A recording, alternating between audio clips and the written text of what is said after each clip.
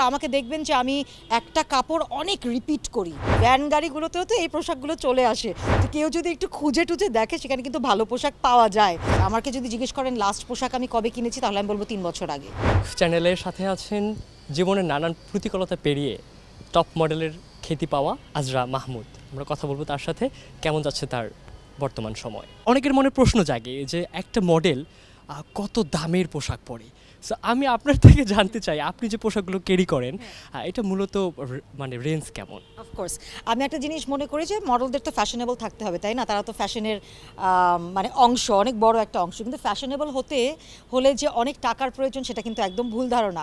কারণ আমরা এমন একটা দেশে বাস করি যে আমরাই কিন্তু ফ্যাশনটাকে এক্সপোর্ট করি। একটু চিন্তা করি, আমরা যদি বড় বড় ব্র্যান্ড যেগুলো আছে, আমরা বলি যেটা ম্যাস ব্র্যান্ড, অ্যাফোর্ডেবল ব্র্যান্ড, জারা রয়েছে, H&M রয়েছে, এই ব্র্যান্ডের পোশাকগুলো কিন্তু আমরা এক্সপোর্ট করছি। এবং সেটার কারণে কি হচ্ছে, আমাদের যেই মার্কেটগুলো আছে, আমাদের ঢাকা কলেজের উল্টাপাশের মার্কেট বলি, বঙ্গবাজার বলি, এই পোশাকগুলো কিন্তু ইজিলি সেখানে চলে যাচ্ছে। সো এই পোশাকগুলো আমরা বিদেশ থেকে কিনতে গেলে যে টাকাটা দিতে হবে, সেটা কিন্তু আমরা অনেক কম মূল্যে আমাদের দেশেই পাচ্ছি। ইভেন আমি মনে করি ভ্যান গাড়িগুলোতেও তো এই পোশাকগুলো চলে আসে। তো কেউ যদি একটু খুঁজে টুজে দেখে সেখানে কিন্তু ভালো পোশাক পাওয়া যায়। ফ্যাশন আমাদের দেশে অনেক অনেক বেশি অ্যাফোর্ডেবল। সেটা যে আসলে দেশের বাইরে থেকে নিয়ে আসতে হবে, এটা কিন্তু একদম নেসেসারি না। আর তার উপরে আরেকটা জিনিস আমাদের বেটার কি জানেন, সেটা হচ্ছে যে আমাদের দেশে অনেক টেইলার কিন্তু অনেক অ্যাফোর্ডেবল। আমরা যদি গজ কাপড় কিনে একটা টেইলারের কাছে দিয়ে বলি আমাদেরকে এটা বানায় দিবা, তারা কিন্তু খুব কম খরচে আমাদেরকে বানায় দিতে পারে। এবং এটাও কিন্তু যদি আমি বাইরের দেশে চেষ্টা করি যে একটা টেইলারের কাছে গিয়ে আমি কাপড় বানাবো, সেটা কাস্টম মেড বলে সেটাকে অনেক দাম রাখা হয়। সো এদিকে আমাদের দেশে ফ্যাশনেবল হওয়াটা অনেক সহজ। এখন আমার পোশাকের দিকে যদি বলেন, যেটার দাম ম্যাক্সিমাম হলে 3,500 থেকে 4,000 টাকা হবে।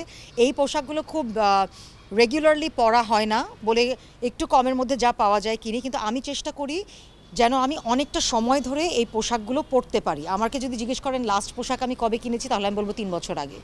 সো আমি আসলে খুব চেঞ্জ করা, আমাকে দেখবেন যে আমি একটা কাপড় অনেক রিপিট করি। অনেকেরা আছে যে একদমই পরে না, রিপিট করতে চায় না। একবার ছবি, এখন তো সোশ্যাল মিডিয়ার যুগ, একবার ছবি চলে আসলে এটাকে আমি আর দেখাতে চাই না, সেই টেন্ডেন্সি আমার নেই। আমি চেষ্টা করি যে কাপড়গুলো রিপিট করতে, যতদিন সেই কাপড়গুলোতে ফিট করব ততদিন সেই কাপড়গুলো রিপিট করি। আর যে কাপড়গুলো আসলে রিপিট করার মতো অবস্থায় না থাকে, সেটা দান করে দিই।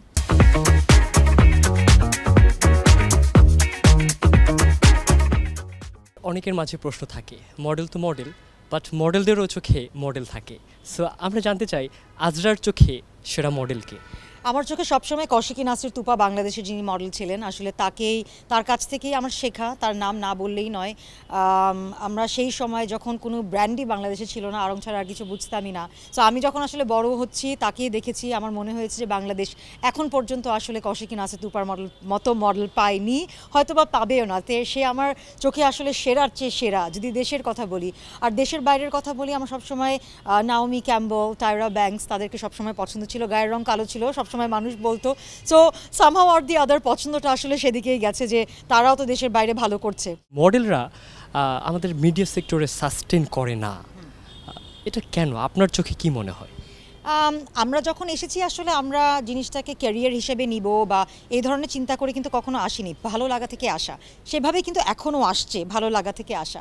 সেই ভালো লাগাটা আস্তে আস্তে একটা প্যাশনে ক্রিয়েট হয়, এবং তারপরে মনে হয় যে এই জায়গাটা ছেড়ে যাব না, এই যে এখানটাই কাজ করব, যেটা আসলে আমারও হয়েছে এবং আমার সময়কার সবার, ইনি বলি, টুম্পা বলি, সবারই হয়েছে। এটা আমরা দেখি এখনও হচ্ছে। কিন্তু তখন যেটা হতো কি, যে খুব কম কাজ হতো। সো যেটা আমরা যেগুলো করতাম সেগুলো মানুষের চোখে পড়তো। এখন অনেক কাজ হয়।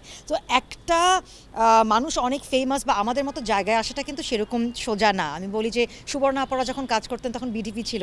তো তারপরে যখন জেনারেশন আসেন, তখন মাধ্যম অনেক বেড়ে যাওয়ার কারণে কিন্তু ফেমটা খানিকটা কি বলবো, স্যাচুরেটেড নাকি আসলে ছড়িয়ে পড়ে, এটাও হতে পারে। আমাদের মতো মানুষ আসছে, আসলে কৌশিকী নাসির তুপার পরে কে আসছে কথা উঠলে কিন্তু আসে হচ্ছে ইমি, টুম্পা, আমি, এই ধরনের নামই। সেটা কিন্তু 10 বছর পরে। সো আমারও 10 বছর পরে কিন্তু এমন না যে মডেল আসেনি, আসছে। আমরা ঈশাকে দেখেছি, রিবাকে দেখেছি, তারা অনেক বছর ধরে কাজ করে গেছে। এখন যে নতুন জেনারেশন আসছে, তাদের মাঝ থেকেও আসছে। যেহেতু আমরা এখনও এই জায়গাটাকে প্রফেশন হিসাবে নিতে পারি না, সেক্ষেত্রে যে খুব মানুষ বেশি আসবে, এখানে সাস্টেন করবে, এটা এক্সপেক্ট করাটাও আমি মনে করি খানিকটা ভুল। কিন্তু এই ইন্ডাস্ট্রিটা একটা পর্যায়ে এসে দাঁড়াচ্ছে। ফ্যাশন ইন্ডাস্ট্রি প্রথমে, তারপরে কিন্তু আমরা ফ্যাশন মডেলিং ইন্ডাস্ট্রি। ফ্যাশন ইন্ডাস্ট্রিটা যত বড় হবে, যত ক্ষেত্র বাড়বে, ততভাবে কিন্তু আমরাও বড় হব।